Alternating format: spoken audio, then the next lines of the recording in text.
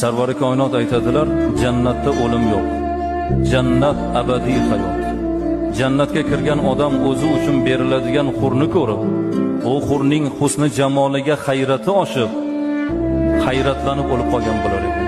Shunda Ummu Salama onamiz aytdilarki, "Ya Rasululloh, bo'lmasa jannatga kirgan odam jannat xurlari bilan bo'lib ketib, dunyoni ayoli bir chetda qolib ketadimi?" deganda Sarvari koinot aytdilar, "Bal nisa'ud dunya afdal bi 70 marra." Dunyoni ayoli jannatning xuridan 70 karra a'lo, go'zal, malohatli bo'ladi dedilar. Nima sababdan ey Allohning rasuli dedilar onamiz.